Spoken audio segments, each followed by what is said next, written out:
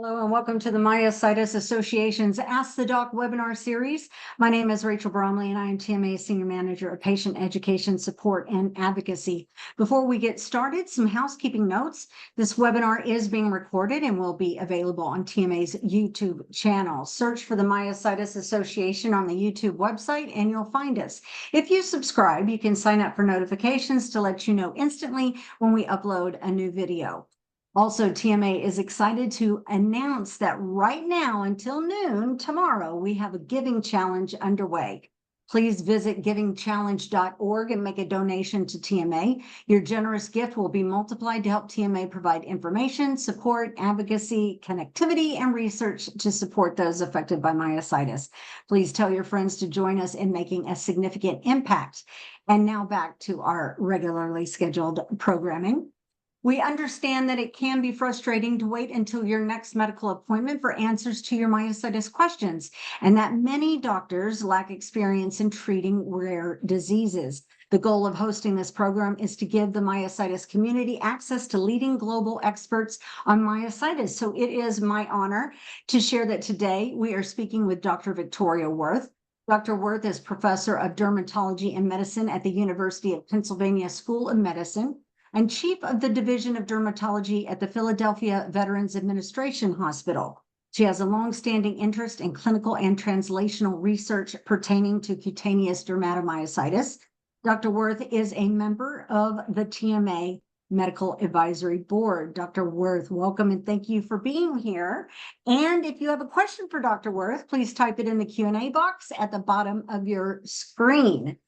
Before we start today's Q&A, however, Dr. Werth will take a few minutes to share her work.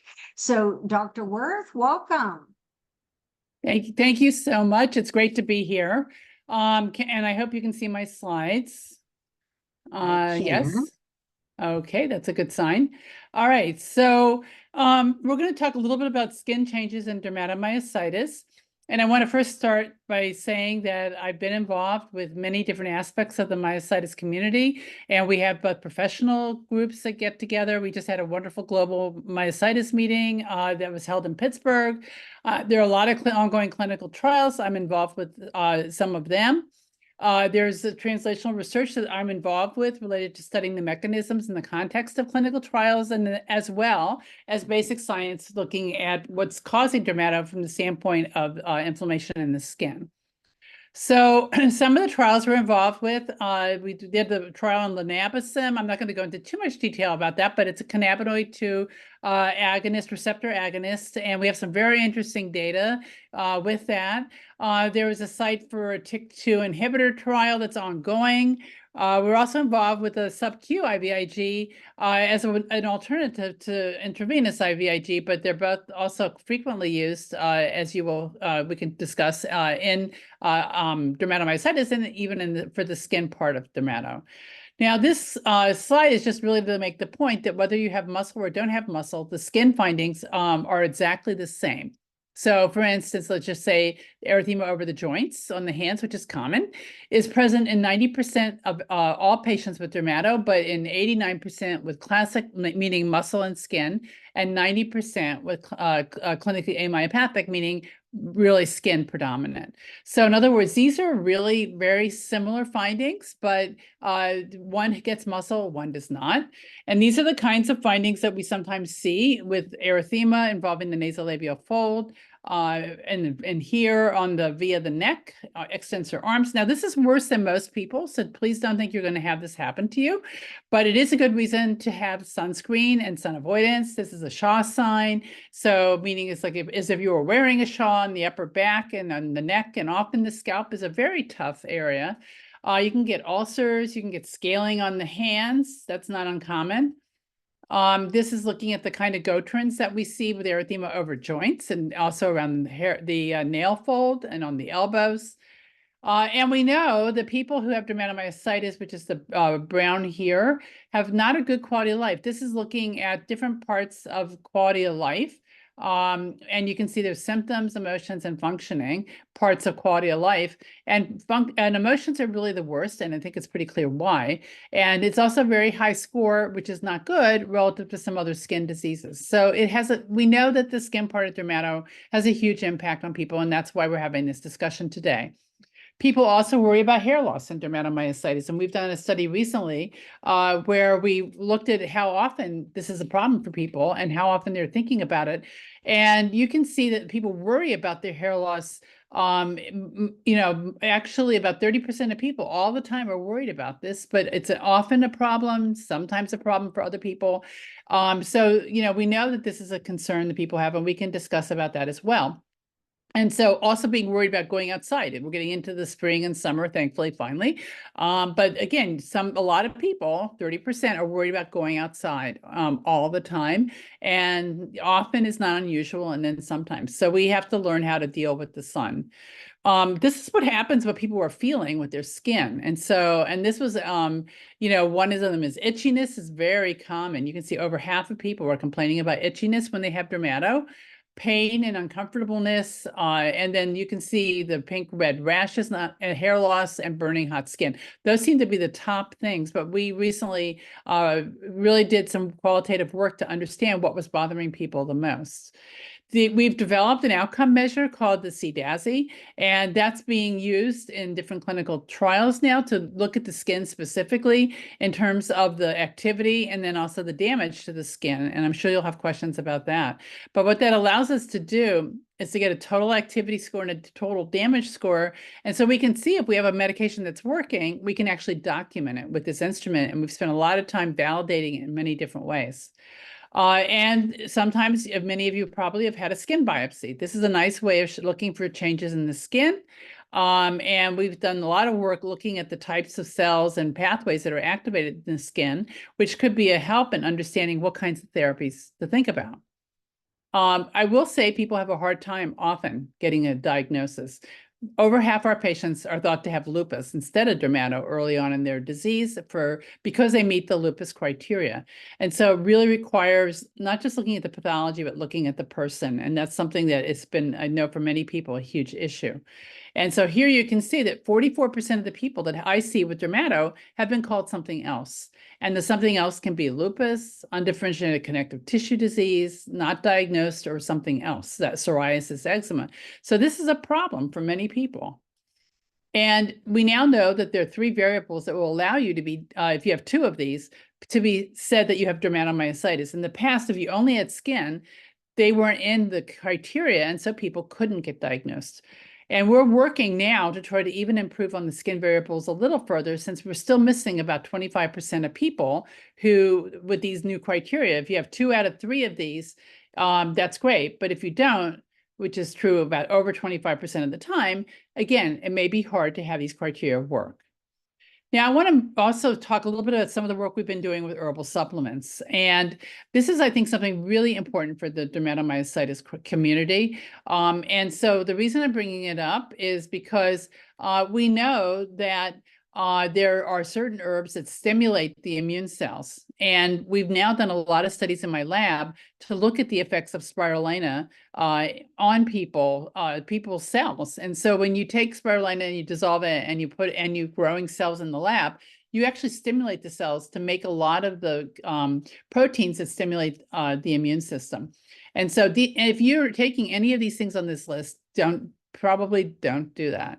Ashwagandha is in a lot of things, including a lot that people are taking for their hair loss.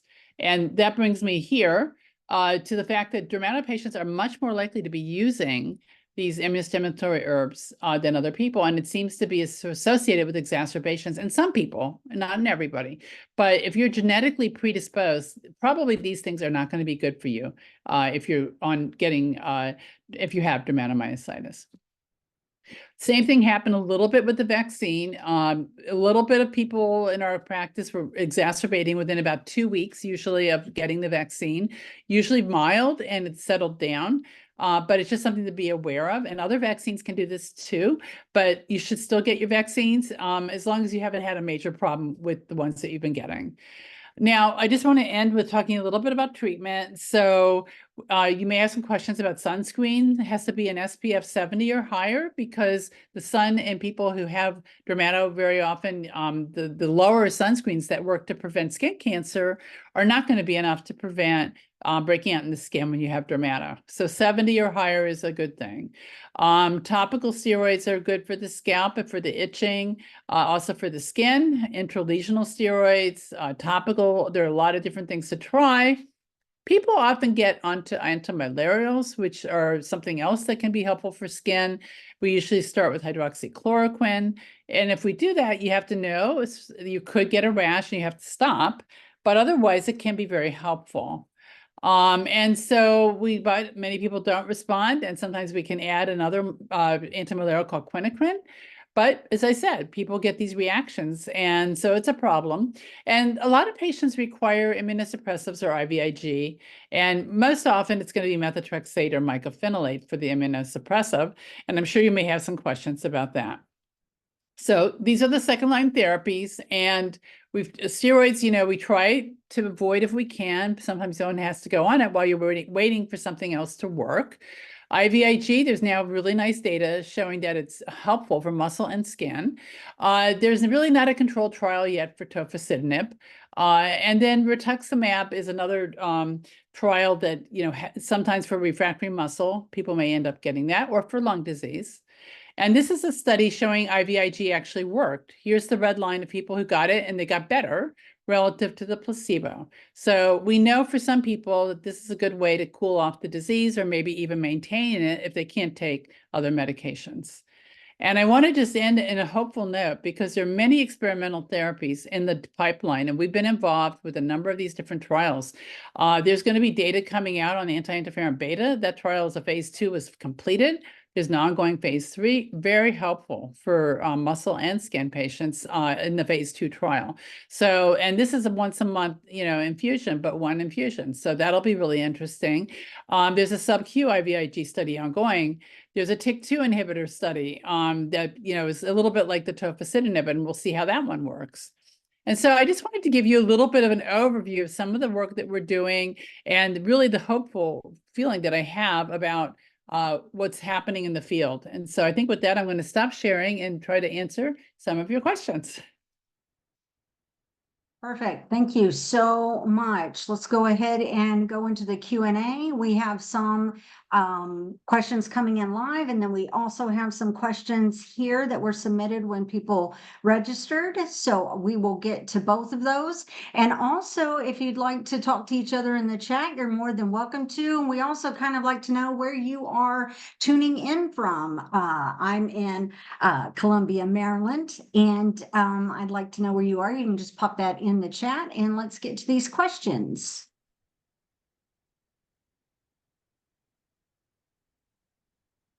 I carry DM antibodies. I don't have any skin issues. I do get tight muscles for weeks on end. Do you have any thoughts? Yeah, so, but you have no skin disease. So that's a little more challenging sometimes to know you have DM. Maybe you have an antibody that would suggest that's what's going on. And, sometimes we need to document it in some other way, whether it be a biopsy of the muscle. I don't know if that was done for you, but what I would say is sometimes people get achy in their muscle and nothing may turn up on more objective testing like an EMG or MRI. There can be, sometimes there's like a fascia overlying the muscle that can lead to some discomfort and achiness. So there are things that can happen that will make people not feel optimal in terms of their muscles. And it really requires digging a little deeper to make sure and understand why that's happening. Do you find that IG works better for skin or muscle? I was on IVIG for 1 year, and I have been on SCIG for 4 years. It's okay for skin except nail beds, but it's not working for muscle. Any thoughts on that? Yeah, I mean, one of the things about this disease is that it's very heterogeneous. When you look at the one study that was done and led to the approval of IVIG for dermatomyositis, that included patients who had muscle disease only, and many of those patients had skin disease, and both the muscle and the skin got better in that study. And so, why one person may respond in the skin and not muscle, that's, it happens. And sometimes what can be is that there's damage to muscle and that can persist and take longer to get better. But if you've been on this treatment regimen for 5 years and the skin's better and the muscle isn't better, sometimes one has to think about, well, do I need to do some physical therapy? What exactly is going on with my muscles? Is it more activity or is it more damage? And that can require a little more assessment. We know that physical therapy and activity really is important in order to get muscles feeling better. I have had DM for approximately 12 years. I'm plagued with scalp itching on and off again. I currently use clobetasol propionate when it gets bad, but it says not to use it all the time without taking a break. What would you suggest? My lab tests are okay. Yeah, that comes up a lot. And the scalp, one of the things is you don't want to have clobetasol on your face. It's way too strong. The scalp skin is, on the other hand, very thick. And so if you find that you have to use the clobetasol for more than 2 weeks, it's really actually fine. There's some people that are using it twice a day and they just keep using it because otherwise they're really itchy and uncomfortable. And, that is actually fine to do. Okay. Please talk about the dermatomyositis externally led patient-focused drug development meeting with the FDA in June. Why should DM patients participate in this virtual meeting? So, yeah, I think that the meeting is very important to let the FDA understand how dermatomyositis impacts the patient. And that's you guys. And they need to understand that this is not a trivial disease, that we only have one approved drug in like 60 plus years, and that we need new therapies, and we need to be able to help them understand also the patients who have skin disease only, that this is a huge impact as well, not just the muscle patients, but also the skin patients. So there's a need to present, I think, all the different ways that the disease can affect people. And so that means that they should hear from people who have muscle and skin, from lung, just everybody, so they understand the complexity and the impact of this disease. And this is a way to let the FDA know about this so they get more engaged with the disease and really try to help and facilitate the performance of studies and getting new therapies available.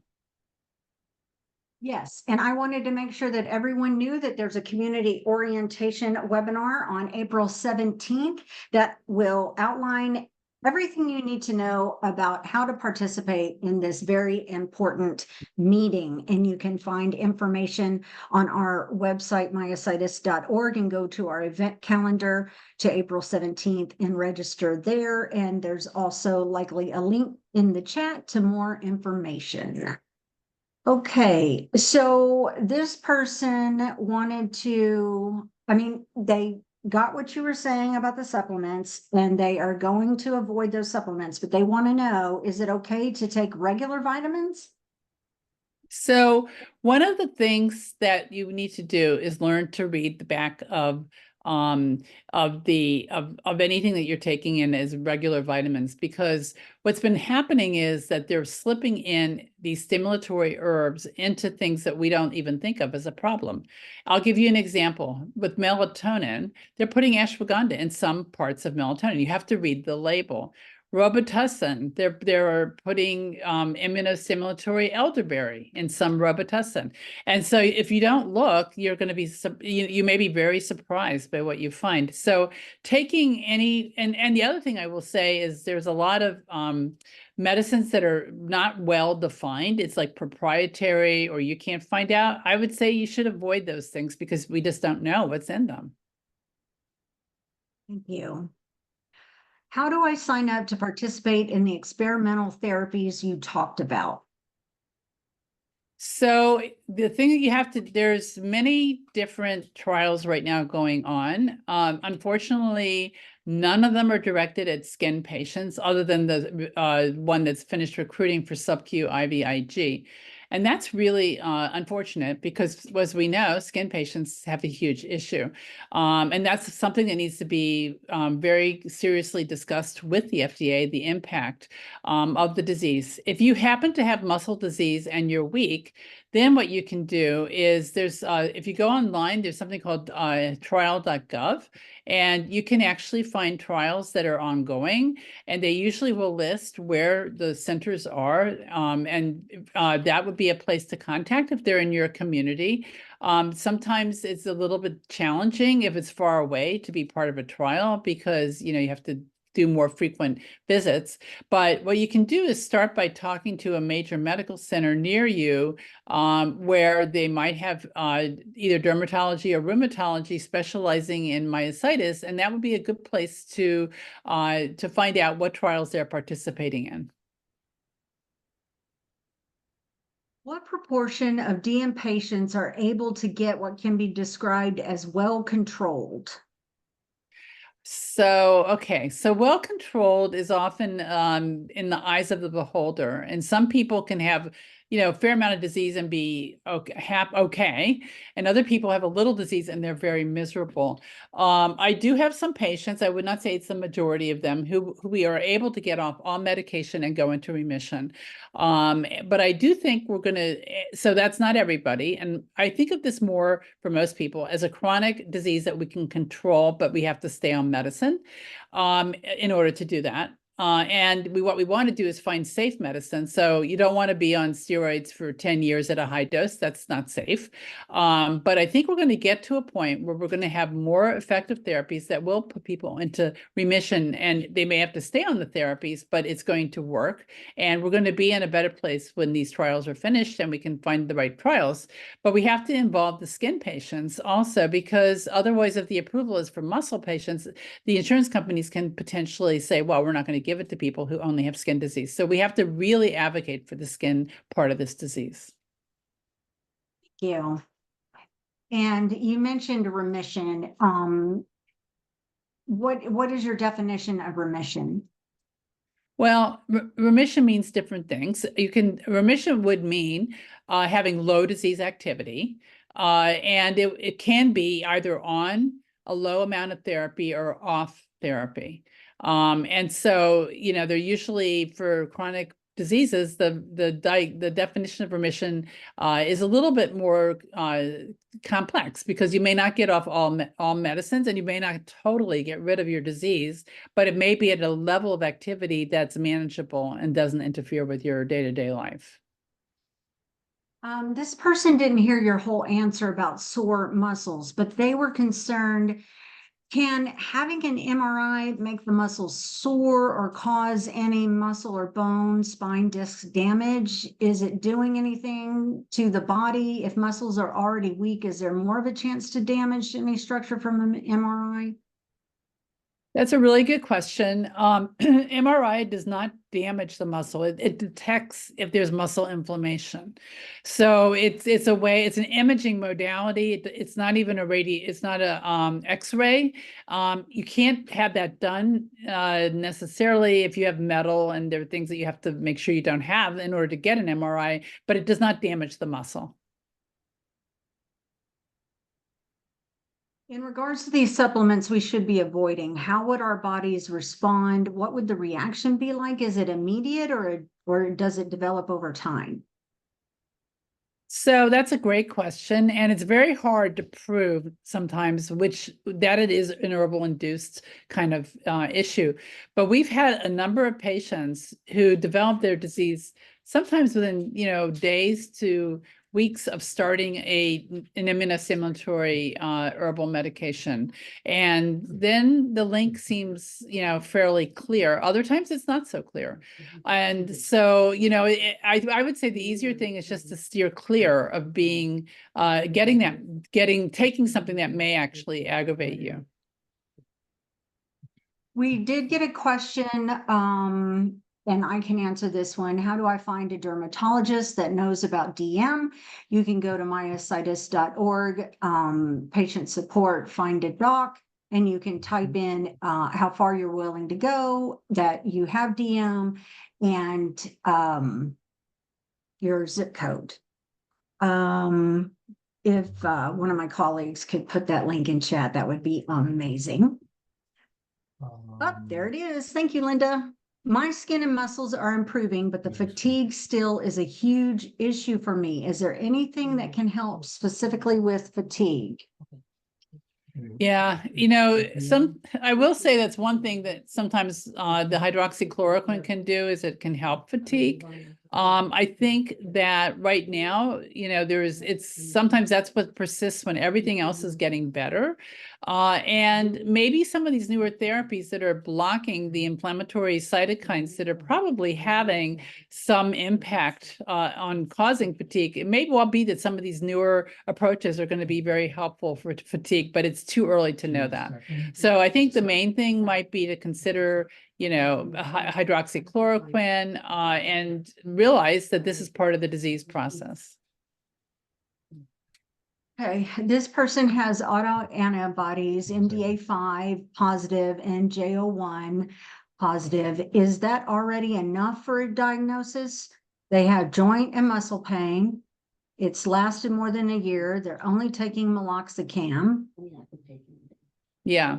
So, it's unusual for somebody to have two different myositis specific antibodies. It can happen, but so the question would be, is it a low titer of one of those? But yes, that's sufficient to at least be very suspicious if everything else is fitting that, of having dermatomyositis. And so, but often the clinical course can be quite different between MDA5 and JO1. I mean, they can look a little bit different, although they both can involve the lung. So if those two antibodies are real, then it's important to make sure that you're having a breathing test done to make sure that the lungs are not affected. I went on to ask, can she still have consequences for lungs or a risk of cancer? Should she take stronger medications? Go ahead. So the stronger medications you could detect what's going on in the lung before taking a stronger medication for the lung. So the breathing, there's a pulmonary function test that one can do to see if there's any effect. And then typically we'll follow that up with a chest CT to look at the lung parenchyma to see if there's any changes. If they're not there, then you don't need to take a strong medicine for the lungs. And there's no evidence, I think, that it would necessarily prevent that from happening. The fact that it's been there for a year with these antibodies and if there is no lung disease, I think that's a good sign. But we do tend to check the lung tests in people often at least once a year, sometimes more often if there's something going on in the lungs and we want to kind of keep track of things a little more carefully. Okay, this person has bumps on their scalp, mostly close to their neck and ears. Is this part of DM? So it can be. I mean, and often those are very itchy areas. And so sometimes if you're rubbing those areas, they can become more lumpy, but it can be that you can have lumps that way. Yes. It doesn't have to be. What are your thoughts on trying low-dose naltrexone for mild to moderate skin predominant DM? So there really are not any studies. I mean, people are taking it sometimes. I've had patients who are on low-dose naltrexone. They become my patients because it's not exactly working. And so, you really need to do a careful trial to know for sure if it's doing something. But it has, it's something that some people are doing, but we don't have much evidence. Someone asked if we are going to record this. We are recording it, and it will be available on our YouTube channel by May 1st. Okay, go ahead and keep putting your questions in the Q&A. We're going to go to some of these that were submitted at registration.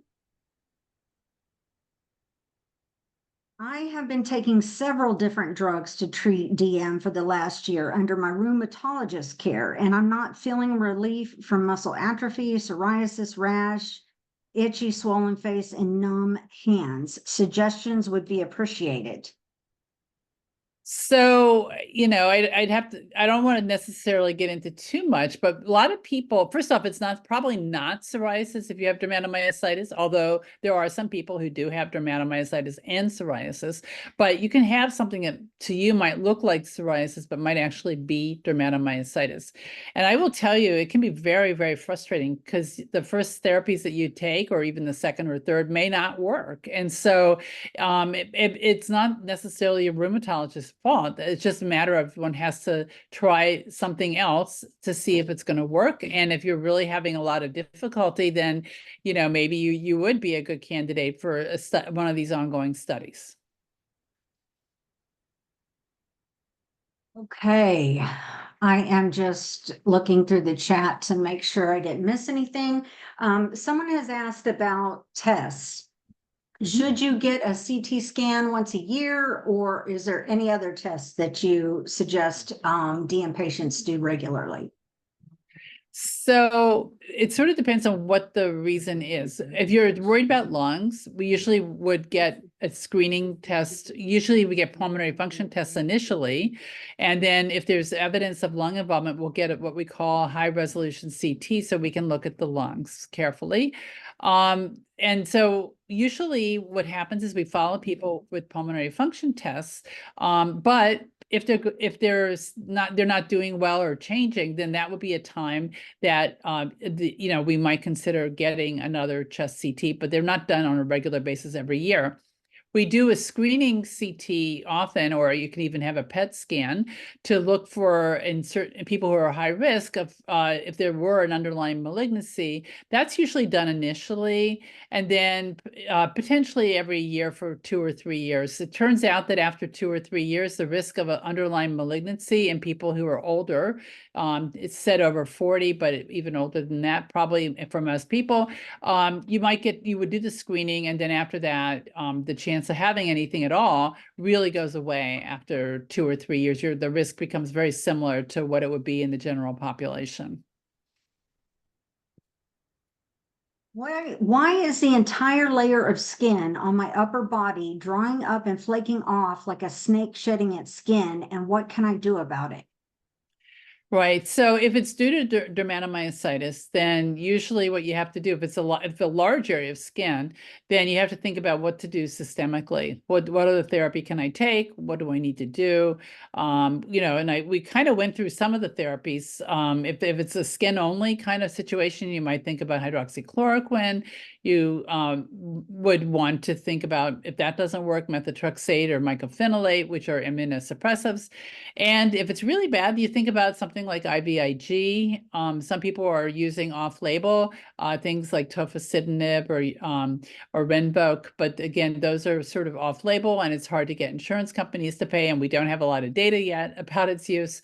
But there's going to be a pipeline of drugs that will become available not so far off, and I think that will be very helpful. Also, what you want to do is probably use good emollients, like good Eucerin or Vaseline, but also topical steroids, depending on which part of the body. There are different ones that are used, and the scalp will use a liquid. And that can be really helpful to keep the inflammation down and decrease the scaling and decrease the redness. Thank you.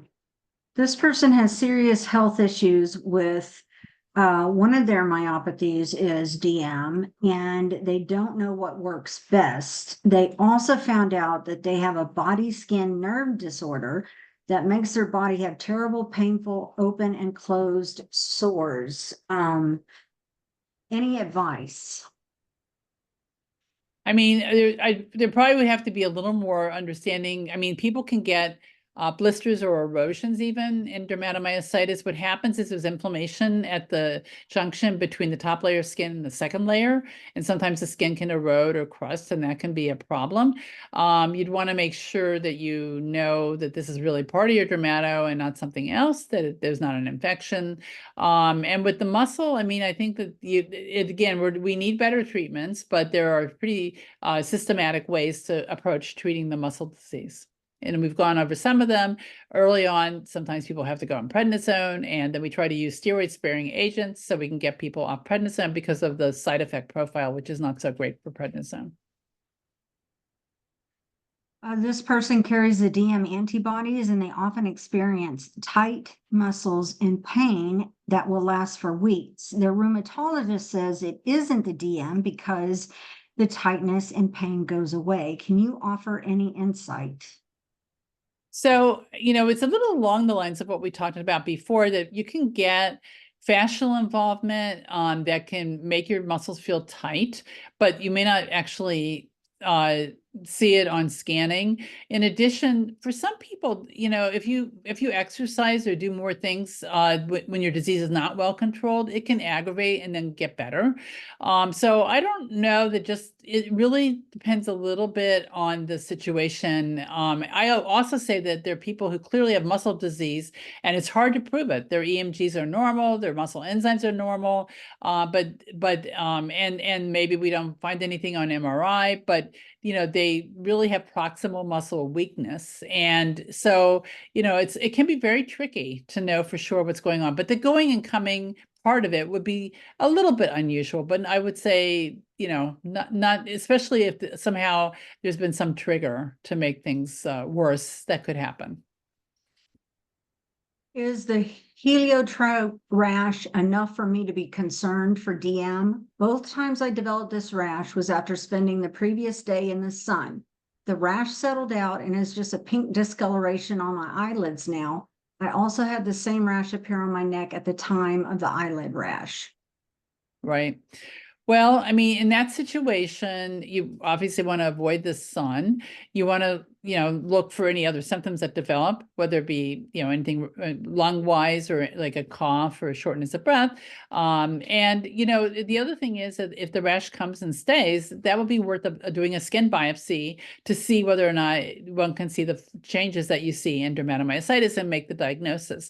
So if that's what's happening and you have a redness on your eyelids, I mean, I would, really probably investigate it a little bit further. If I have well-controlled DM, how often should I see my dermatologist? So sometimes when people are very well controlled, and even if they're on medicine and well controlled, as long as they're getting blood tests that they need to be getting, for instance, if they're on methotrexate or mycophenolate, even once a year can be okay, as long as nothing is changing in between. I mean, the important thing is to be able to have the ability to get in touch with your doctor in between visits if there's a problem, and know that you can reach them and see them in a timely way. Do you recommend any of the topical meds that are typically used on the face for rosacea, like Metrolotion or ivermectin, tetracycline, etc.?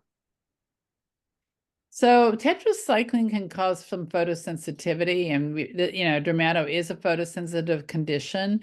I don't think there's much evidence that the treatments for rosacea is a really different process than dermatomyositis, and so it probably is not going to cross over. Those treatments are probably not going to help so much. Is there a dermatologist treatment for the dark spots we have due to the inflammation we have, especially for our face?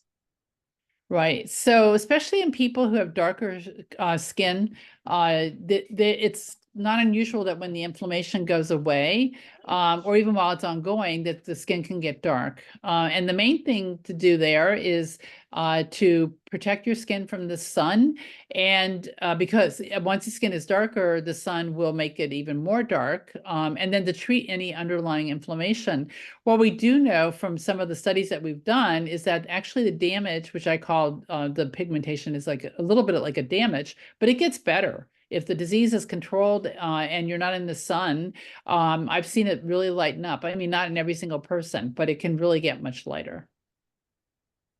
Have you found a relation between DM and eye issues? After getting DM, I've had 2 detached retinas and other eye problems. Yeah, typically not. I mean, I would say that if you're on steroids, there's a chance of glaucoma, or cataracts. I'm not aware that detached retina would be part of that. It's not that would, and also with the hydroxychloroquine, one has to go and get eye exam, every year to make sure you don't have a visual field change, but that would not cause a detached retina either. Does having dermatomyositis make the skin or body more susceptible to fungal infections? So that's an interesting question. I mean, what happens is with the treatments that people get, whether it be steroids or immunosuppressives, it makes people more susceptible to many types of infections, and including fungal infections. So I would say it's not the dermato as much as actually probably the suppression from some of the other medications. You mentioned hair loss earlier. I initially had a good amount of hair loss and my hair is thin. Now I'm starting to get more hair loss. Any suggestions? So hair loss is very complicated. People can lose a lot of hair, and some of it's actually very rarely it can be scarring in dermato, but not usually. So typically, if you can get the inflammation under control, the hair does regrow. But one of the problems is that some people, when they lose hair, they may kind of, if there's a family history or they have a tendency to female pattern alopecia or male pattern alopecia, which is more of a genetic hair loss, sometimes that can sort of take over a little bit and be also part of the hair loss. Also, medications can sometimes cause hair loss, and it can be really sometimes difficult to know which of these many things are going on. But the most important thing is to try to control the inflammation in the scalp. That usually, if it's related to the dermato, the hair likely would grow back. What about skin lotions? I use a special shampoo that helps my scalp, but I also have a rash on my chest and the knuckle issues on my hands. Yeah, so for that, typically we will use a medicated steroid cream or ointment there are different strengths. And in those areas, you don't have to worry so much about the impact of thinning the skin as you would on your face. So you should talk to your doctor about potentially giving you one of those topical steroids to help with those concerns. This person mainly has muscle inflammation and pain, and they don't suffer from skin rashes. Should they still avoid the sun? So, I think not every single person is photosensitive. And if you don't have a rash and you get through the summer and you're not getting a rash, then you might be one of those people where the sun's not such a trigger. I often tell people, though, no matter who they are, that they should wear sunscreen and be careful about the sun because we know, skin cancers happen and so on. So, but not every single person is going to be photosensitive, but usually people will know that when they have a rash, that they go in the sun and it may get worse. So you kind of know who you are in that regard. But if you're not one of those people, I think you're in a different place. In regards to prednisone, what amount per day is considered low dose versus high dose? And is there any difference in function of prednisone versus methylprednisolone oral pill? Right. So it turns out prednisone is metabolized in the liver. Medrol or methylprednisolone is sort of more, I guess, doesn't need that metabolism. So some people who don't do well with prednisone will switch over to methylprednisolone, and a few of them might do a little bit better with that switch. I would say if you look in the literature, it really depends on what you mean by safe. So there is literature in the steroid-induced osteoporosis literature, bone loss, that would suggest that really almost any dose of steroid can lead to bone loss. And so, the bottom line is that the least amount of steroid you can be on is what you should be on. And I guess low dose, one would depend on your situation. But I think 5 milligrams or less a day would be low dose. But realizing that not being on steroid is better than being on 5 milligrams a day. Is there a connection between DM and lupus? So yes, there are some people who have both. And even in the skin, people can have both. But in terms of what's going on, I mean, the cells are a little bit different often, and the proteins that are causing immune stimulation can be different. The organs that are involved are somewhat different. So it's more frequent for people with dermatomyositis to have lung disease. It's not so common in to have the same kind of IL and interstitial lung disease in lupus. The joint inflammation can happen in either one, but there's some differences, and also the association with underlying malignancy, which can be seen in high-risk people, is less often seen in lupus. I'm 72 years old and was just diagnosed with DM and ILD. What treatment would you suggest? I'm on prednisone and have had rituximab. Right. So, I mean, to start with, you and a 72-year-old, age bracket, it'd be nice to know what antibody you have. There's some antibodies that are a little more high risk for malignancy than others, in particular the TIF1 gamma and NXP2. TIF1 gamma is not typically associated with interstitial lung disease, but it can be. And there can be other people who have other antibodies that can get ILD. And I would say, there's not a one answer for this one. It depends a lot on how severe the problem is, what the PFTs look like, what the CT looks like. Is it getting worse? Rituximab is a pretty powerful treatment for ILD and can often help. But there's a lot of details there that I would have to know in order to tell you. I think sometimes people go on immunosuppressives, like mycophenolate mofetil for the lung. But often we might not want to add too many different immunosuppressives. So it's pretty complicated, and you should talk to your doctor about that. This person has MDA5 and experience joint pain. Should they check for cancer? And if so, how often? Yeah, so MDA5, if it's real, is not as frequently associated with underlying malignancy, but we still screen everybody.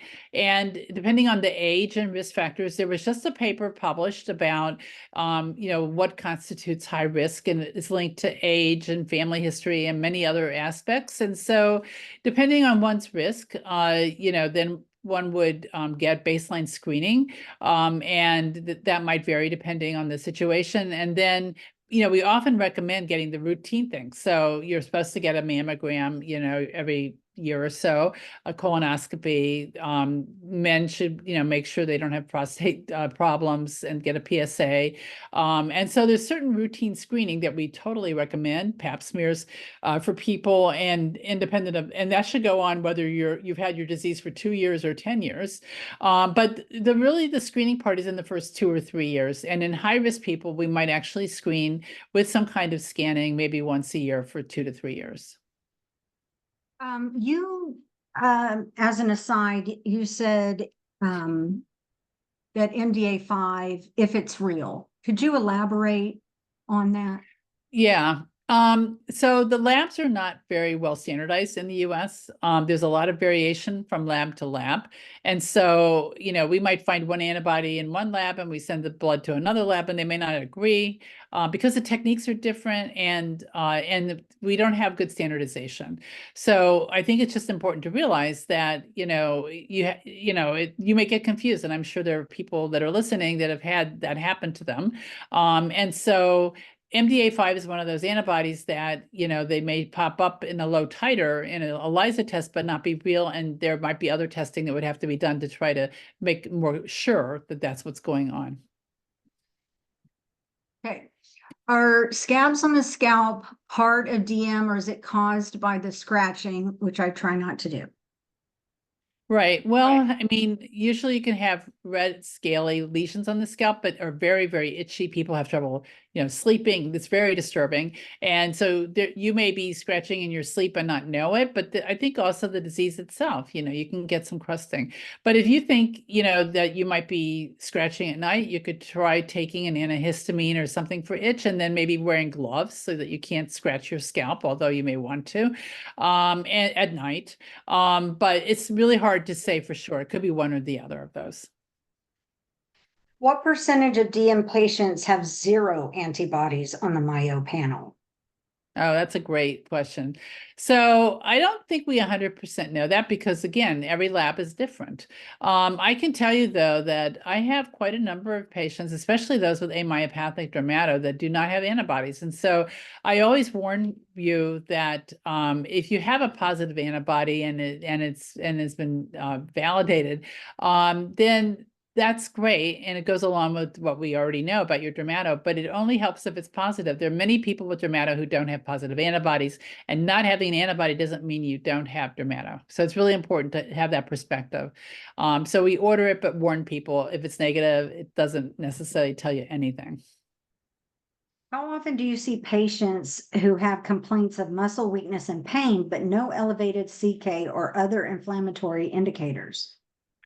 That's pretty common. Sometimes actually the liver tests will go up, and it can come from muscle. So if you look at some of the outcome measures that we use, they would say you can look at either CPK, aldolase, or ALT or AST because those can go up with muscle disease.